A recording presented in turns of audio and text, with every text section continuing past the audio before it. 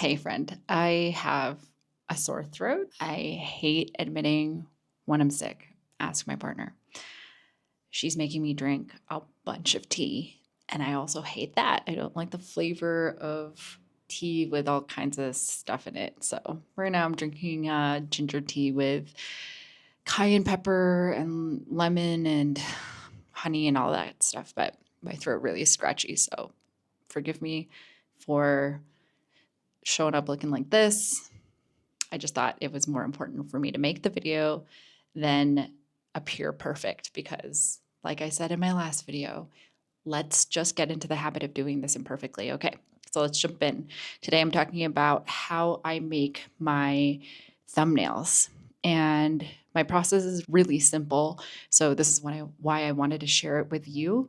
I want you to understand the very specific points of what makes a thumbnail eye-catching so that you could apply it to your thumbnail creation process, and then you can see if you get more clicks on your videos. I spent a bunch of time in the beginning, and when I say in the beginning, I really actually mean from last year in December when I started this YouTube channel, and throughout the last month that I've been posting consistently on YouTube, I spent a lot of time testing what type of thumbnails that you actually want to click on. And I think that I have found my style and what works best for me. So keep in mind, this is what works best for me. It might not be what's best for you, but the focal points of what makes a thumbnail good will definitely work for you. So apply that to your style and see if it shifts anything in the clicks that you get. First things first, do I use a thumbnail template? The short answer is no. The longer, more involved answer is that I started out at first using thumbnail templates, or at least I got ideas on Canva for thumbnail templates. The ones that I decided I like best are the ones that are really simple, meaning there was just one focal point, one picture of a human, because mine are mostly talking head videos. I wanted my thumbnail to match the vibe of the video so that you weren't looking at a picture of something else, clicking on it, thinking that that's the type of visual you were going to see in my video. I wanted the thumbnail to represent what you were going to see when you clicked on the video. Now, you'll notice today that the thumbnail you clicked on doesn't actually match the aesthetic of tonight's video because I'm not wearing any makeup. I didn't do anything specific with my hair, and I'm still in my pajamas.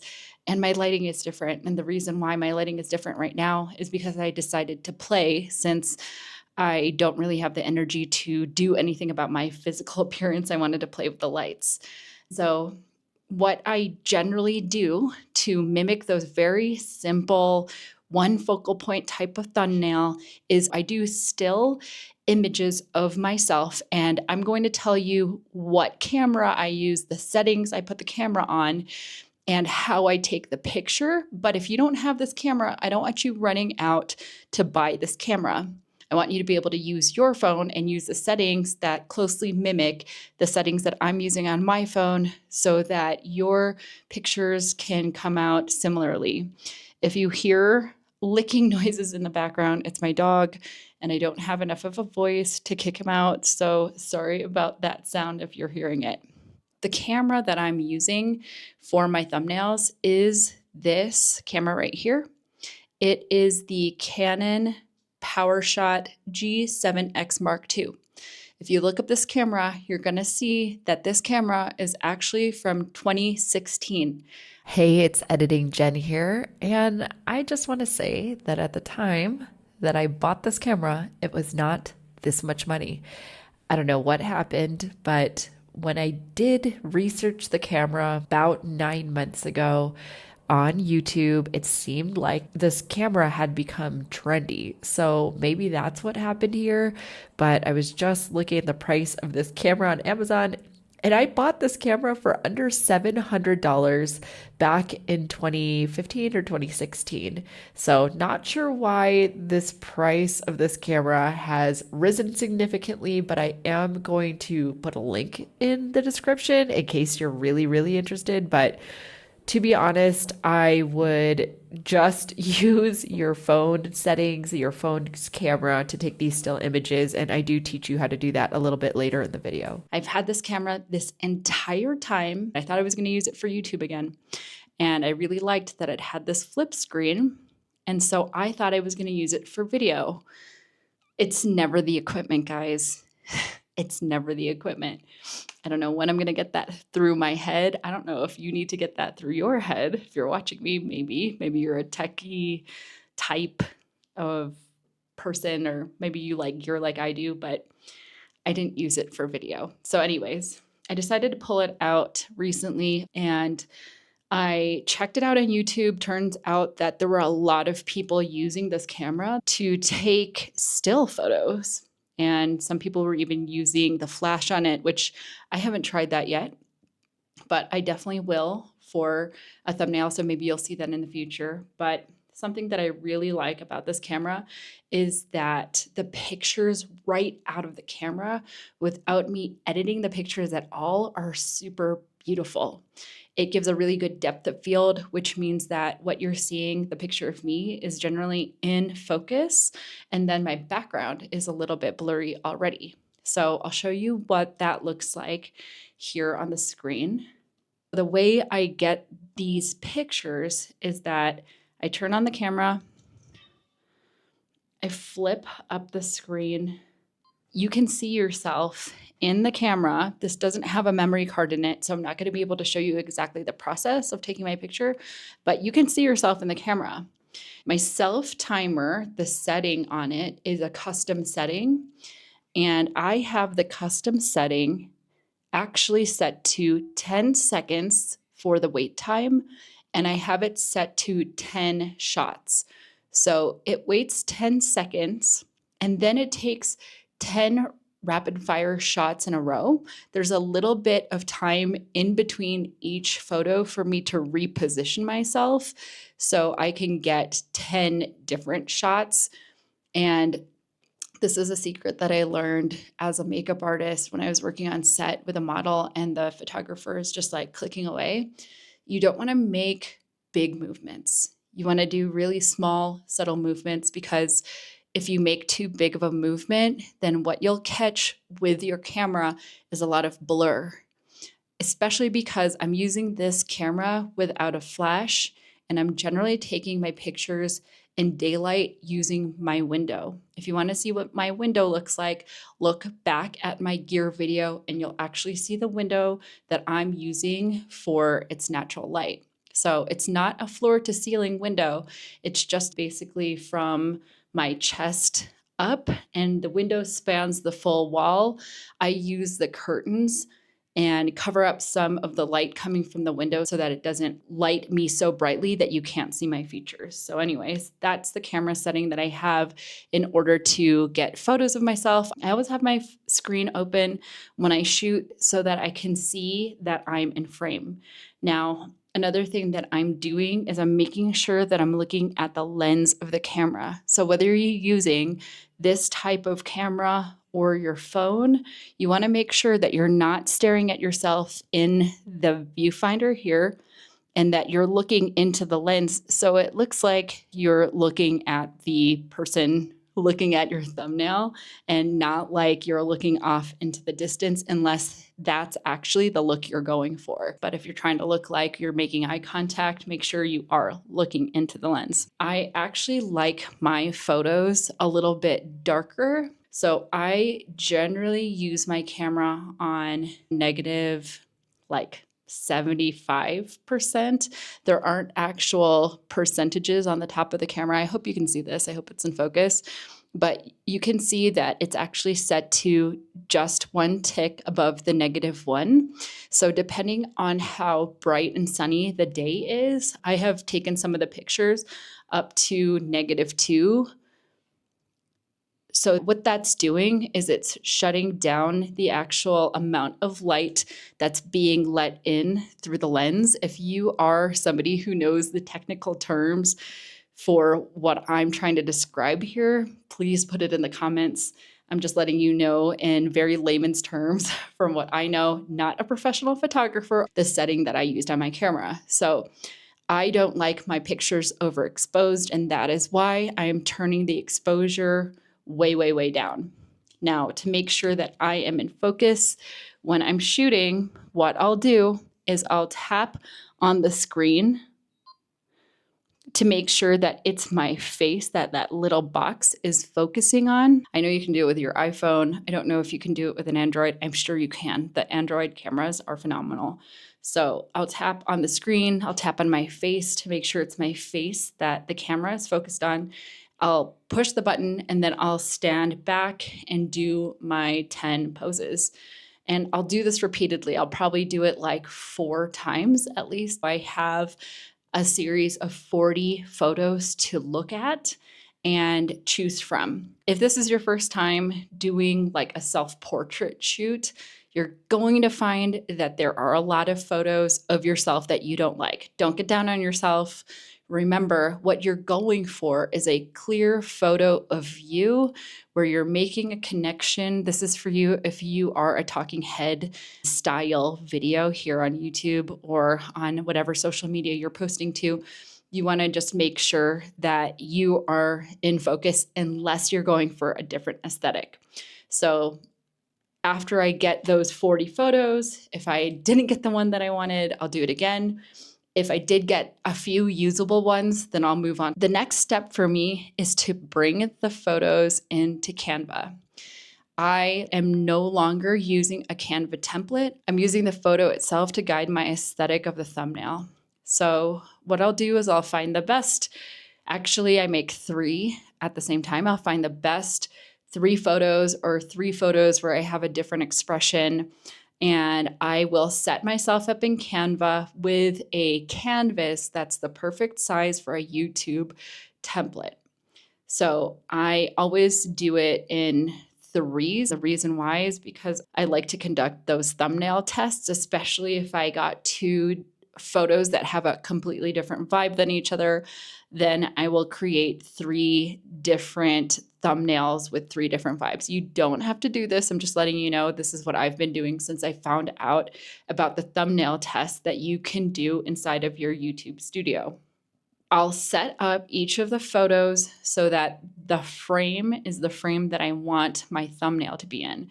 What that means is that I adjust the size of the photo depending on how big I want my head to appear in the thumbnail. And I just make sure that I have enough of me. I feel like I'm either close or far enough in frame for my expression to come through, for you to feel a connection to me through the photo. And that's how I choose the frame of the photo. So it's kind of just vibes. And what I've been doing lately, this is how I get the blur in my background to be even more intense than the blur that the camera gives me automatically. I will duplicate the photo and I'll line it up perfectly so that it's actually 2 photos sitting on top of one another, where me as the subject in the frame is actually in the same position on both the bottom layer and the top layer. Once I see that I'm lined up perfectly, what I'll do is I'll remove the background from the top layer. So see how they have this background removal tool?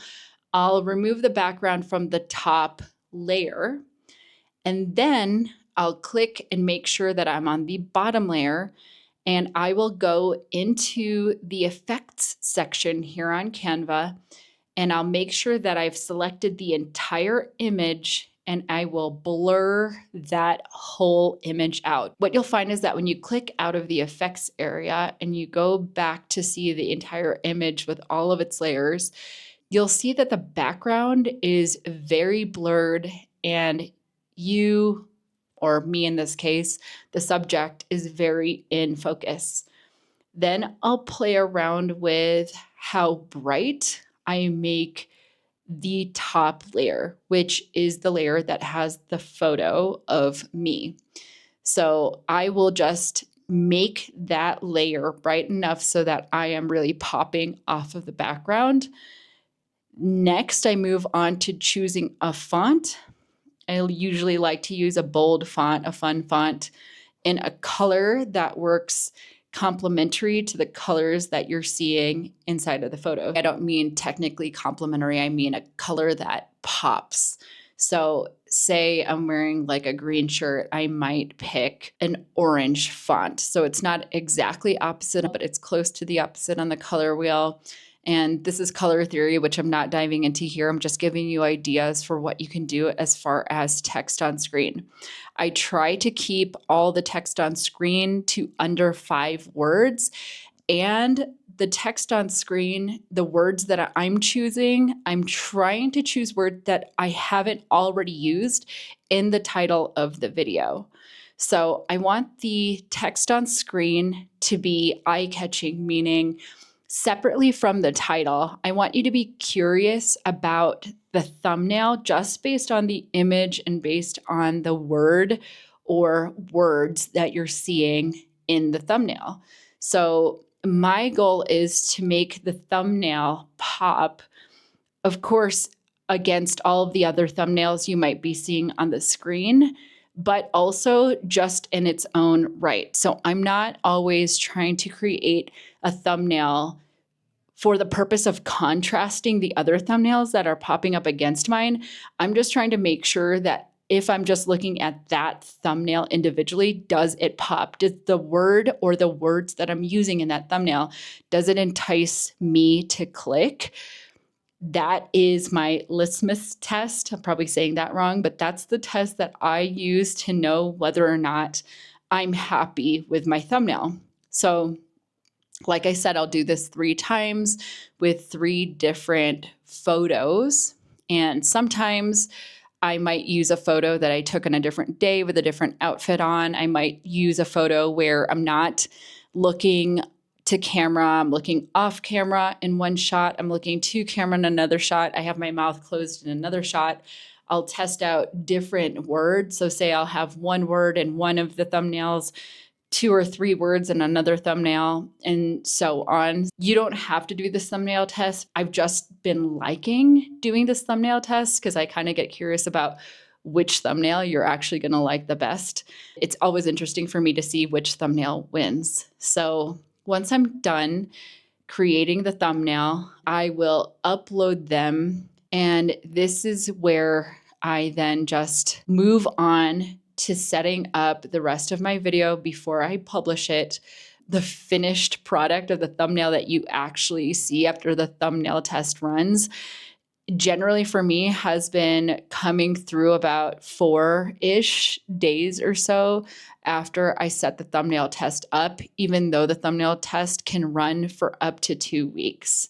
If you don't have my exact camera, I'm going to tell you right now how I do it or how I would do it with my iPhone if I didn't have the Canon G7X Mark II.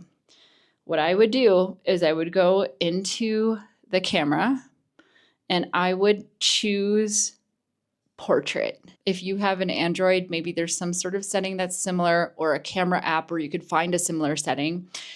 I would set up the camera to use the back camera and not the front camera. In general, the back cameras are still better quality than the front cameras are. So I would set it up horizontally so that you're getting as full of a frame as possible so that you know what the thumbnail is going to look like at the end as you're shooting. I would use a mirror in front of the camera's screen so that you could be looking into the mirror to make sure that you are centered and that you are in focus. Or I would use some sort of monitor to see what my back camera is seeing without having to continuously run around to the front to see the screen of my phone. So I would set myself up like this on a tripod, and I would do the same thing. I would set the camera up on a timer and see if I could figure out if the phone has a setting where it could take a burst of photos, and I would go through the same process that I actually do with my Canon camera. Now, the reason why you're using portrait mode or something like it is because it already blurs out the background. And the reason why I like blurring out the background in my thumbnails is because I want the background to really fall away so that what you're focusing on when you're seeing my thumbnail is the word, 1 word to 5 words I have on the screen, and me, my facial expression, and making a connection with you. When you set up your thumbnail, what you really want is one focal point. If not one main focal point, then no more than 2 main focal points. You want to use 5 words or less on the screen. Make sure those words are bold so that you don't have people wondering what the words are. That's not the type of curiosity you actually want to create with your thumbnails. The bottom line is that you just want your thumbnail to stick out some way, shape, or form.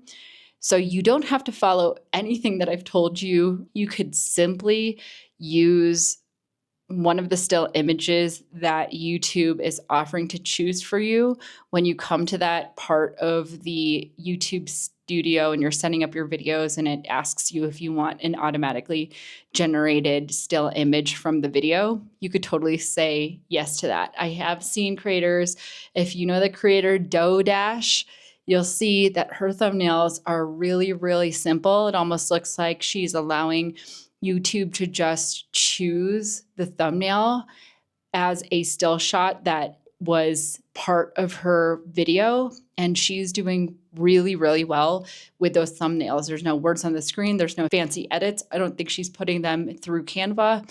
I think she's just allowing YouTube to choose the thumbnail for her.